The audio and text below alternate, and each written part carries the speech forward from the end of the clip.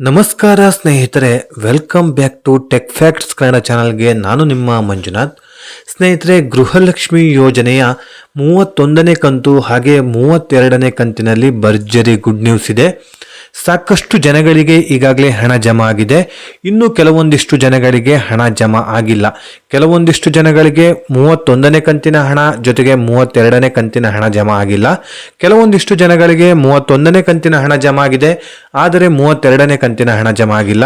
So ಈ ರೀತಿ ಸಮಸ್ಯೆ ಆಗ್ತಿರೋರಿಗೆ ಯಾವಾಗ ಹಣ ಜಮಾ ಆಗುತ್ತೆ, ಹಾಗೆ 4,000 ರೂಪಾಯಿ ಜಮಾ ಆಗ್ತಾ ಇದೆಯಲ್ಲ, ಅದು ಯಾರಿಗೆ? ನಮಗ್ ಬರೀ 2,000 ರೂಪಾಯಿ ಮಾತ್ರ ಜಮಾ ಆಗಿದೆ, 4,000 ರೂಪಾಯಿ ಜಮಾ ಆಗಿರೋದು ಯಾರಿಗೆ ಅಂತ ಹೇಳ್ಬಿಟ್ಟು ನಿಮ್ಮ ಕ್ವಶನ್ ಇರುತ್ತೆ. ಪ್ರತಿಯೊಂದು ಮಾಹಿತಿನ ಈ ಒಂದು ವಿಡಿಯೋದಲ್ಲಿ ನಿಮಗೆ ತಿಳಿಸಿಕೊಡ್ತೀನಿ. ಫುಲ್ ವಿಡಿಯೋನ ವಾಚ್ ಮಾಡಿ, ಎಲ್ಲೂ ಸ್ಕಿಪ್ ಮಾಡದೆ ಕೊನೆ ತನಕ ನೋಡೋದಕ್ಕೆ ಟ್ರೈ ಮಾಡಿ.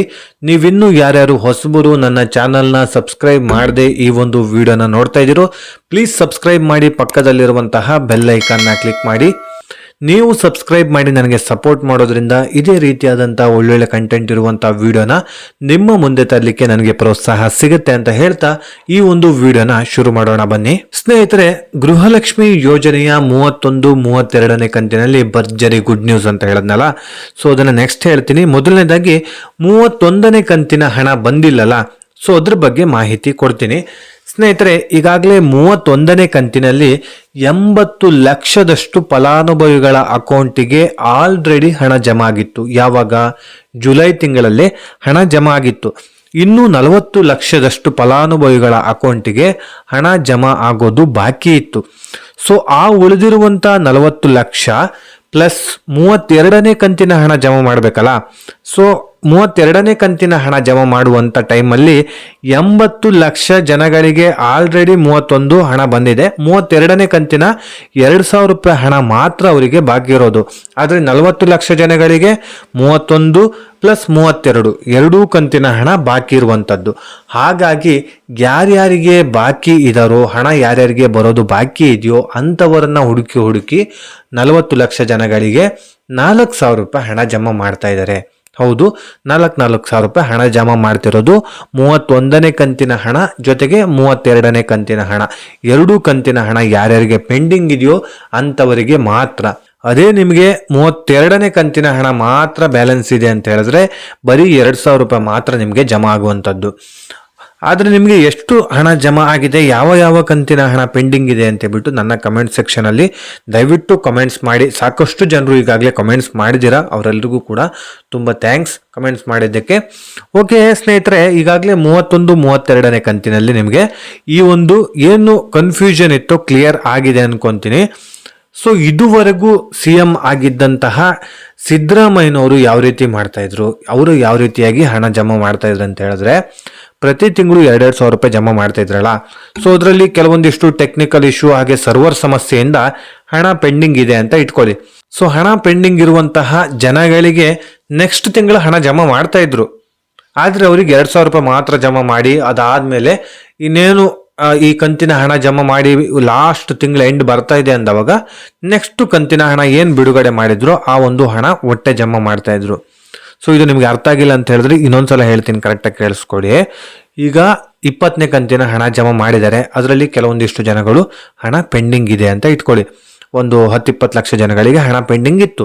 21ನೇ ಕಂತಿನ ಹಣ ಜಮಾ ಮಾಡ್ತಾರಲ್ಲ, ಆ ಒಂದು ಟೈಮಲ್ಲಿ ಫಸ್ಟು ಪೆಂಡಿಂಗ್ ಇರುವಂತಹ ಒಂದು 20 ಲಕ್ಷ ಜನಗಳಿಗೆ 2,000 ರೂಪಾಯಿ ಮಾತ್ರ ಜಮಾ ಮಾಡ್ತಾರೆ. 4,000 ರೂಪಾಯಿ ಜಮಾ ಮಾಡೋದಿಲ್ಲ, 2,000 ರೂಪಾಯಿ ಮಾತ್ರ ಜಮಾ ಮಾಡ್ತಾರೆ. 21ನೇ ಕಂತಿನ ಹಣ ಎಲ್ರಿಗೂ ಆಗ್ತಾ ಹೋಗಿ ಹಂತವಾಗಿ ಎಲ್ಲರ ಅಕೌಂಟಿಗೆ ಹೋಗ್ತಾ ಆದ್ಮೇಲೆ ಕ್ಲಿಯರ್ ಆಗ್ತಾ ಬಂತು, ಇನ್ನೇನು ಮುಗಿತಾ ಬಂತು ಅನ್ನೋ ಟೈಮಲ್ಲಿ 21ನೇ ಕಂತಿನ ಹಣನೂ ಕೂಡ ಯಾರಿಗೆ 20 ಲಕ್ಷ ಜನ ಪೆಂಡಿಂಗ್ ಇದಾರಲ್ಲೋ ಅವರಿಗೂ ಕೂಡ ಹಾಕುವಂತ ಪ್ರಕ್ರಿಯೆ ನಡೆಸ್ತಾ ಇದ್ರು. ಆದ್ರೆ ಈಗ DK ಶಿವಕುಮಾರ್ ಅವರು ಸರ್ಕಾರ ಅಧಿಕಾರಕ್ಕೆ ಬಂದ ನಂತರದಲ್ಲಿ, ಅವರು ಮುಖ್ಯಮಂತ್ರಿಗಳಾದ ನಂತರದಲ್ಲಿ ಒಂದಿಷ್ಟು ಬದಲಾವಣೆ ತಂದಿದ್ದಾರೆ. ಹೋದ ತಿಂಗಳಲ್ಲಿ ಪೆಂಡಿಂಗ್ ಇತ್ತಲ್ಲ, ಅವರಿಗೆ ಈ ತಿಂಗಳಲ್ಲಿ ಫಸ್ಟ್ ಬರಬೇಕು. ಹೋದ ತಿಂಗಳಲ್ಲಿ ಪೆಂಡಿಂಗ್ ಇರುವಂತ ಹಣನ ಫಸ್ಟ್ ರಿಲೀಸ್ ಮಾಡಿ ಅವರಿಗೆ ಈ ತಿಂಗಳಲ್ಲಿ ಲಾಸ್ಟ್ ಅಲ್ಲಿ ಎಲ್ಲರ ಖಾತೆಗೂ ಹಣ ಜಮಾ ಮಾಡಿದ್ಮೇಲೆ ಅವರಿಗೆ ಲಾಸ್ಟ್ ಅಲ್ಲಿ ಬರೋ ರೀತಿ ಮಾಡ್ತಾ ಇಲ್ಲ.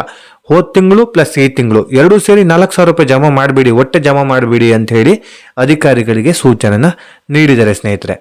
ಹಾಗಾಗಿ DBT ಮೂಲಕ ಫಸ್ಟು ಆ 4,000 ರೂಪಾಯಿ ಹಣ ಯಾರ್ಯಾರಿಗೆ ಹೋದ ತಿಂಗಳು ಪೆಂಡಿಂಗ್ ಇದೆಯೋ ಅವರಿಗೆ ಜಮಾ ಆಗುತ್ತೆ. ಹೋದ ತಿಂಗಳು ನಮ್ಗೆ 2,000 ರೂಪಾಯಿ ಬಂದಿದೆಯಲ್ಲ, ಸೊ ಅವರೆಲ್ಲರಿಗೂ ಕೂಡ ಜಮಾ ಆದ ನಂತರದಲ್ಲಿ ಪೆಂಡಿಂಗ್ ಇರುವಂತ ಜನಗಳಿಗೆ ಎಲ್ರಿಗೂ ಕೂಡ ಹಣ ಜಮಾ ಆದ ನಂತರದಲ್ಲಿ ನಮಗೆ 2,000 ರೂಪಾಯಿ ಹಣ ಜಮಾ ಮಾಡ್ತಿರುವಂತದ್ದು. ಓಕೆ, ಇದಿಷ್ಟು ಕ್ಲಿಯರ್ ಆಗಿದೆ ಅನ್ಕೊಂಡಿದೀನಿ ಸ್ನೇಹಿತರೆ. ಗುಡ್ ನ್ಯೂಸ್ ಅಂತ ಹೇಳಿದ್ರೆ ಏನಂತ ಹೇಳಿದ್ರೆ, ಈಗಾಗಲೇ 32ನೇ ಕಂತಿನಲ್ಲಿ ಫಾಸ್ಟ್ ಪ್ರಕ್ರಿಯೆ ನಡೀತಾ ಇರುವಂತದ್ದು. ಎಲ್ಲರ ಖಾತೆಗೂ DBT ಮೂಲಕ ಫಾಸ್ಟ್ ಆಗಿ ಹಣ ಜಮಾ ಆಗ್ತಾ ಇದೆ. ಹಂತ ಹಂತವಾಗಿ ಎಲ್ಲರ ಖಾತೆಗೂ ಕೂಡ ಜಮಾ ಆಗುತ್ತೆ.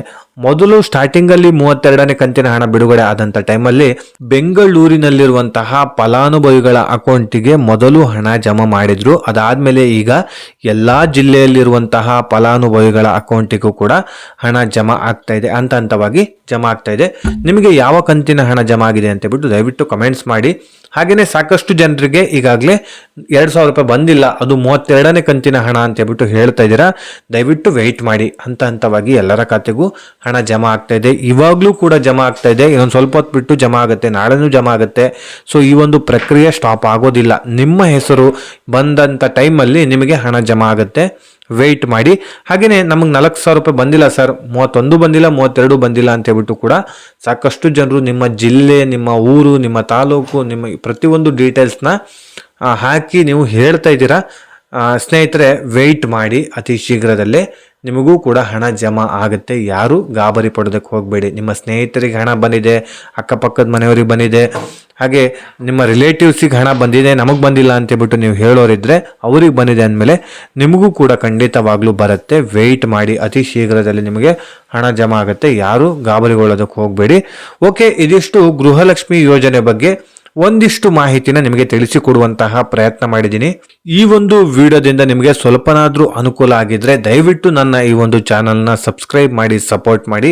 ಹಾಗೆ ಪಕ್ಕದಲ್ಲಿರುವಂತಹ ಬೆಲ್ ಐಕಾನ್ನ ಕ್ಲಿಕ್ ಮಾಡಿ. ಈ ವಿಡಿಯೋ ಇಷ್ಟವಾಗಿದ್ರೆ ಲೈಕ್ ಮಾಡಿ. ಸಾಧ್ಯವಾದಷ್ಟು ನಿಮ್ಮ ಸ್ನೇಹಿತರಿಗೂ ಕೂಡ ಈ ಒಂದು ವಿಡಿಯೋನ ಶೇರ್ ಮಾಡಿ ಅಂತ ಹೇಳ್ತಾ, ಇದೇ ರೀತಿ ಇನ್ಫಾರ್ಮೇಟಿವ್ ವಿಡಿಯೋ ಒಂದಿಗೆ ನಾನು ಮುಂದಿನ ವಿಡಿಯೋದಲ್ಲಿ ಸಿಗ್ತೀನಿ. ಅಲ್ಲಿಯವರೆಗೂ ಧನ್ಯವಾದಗಳು.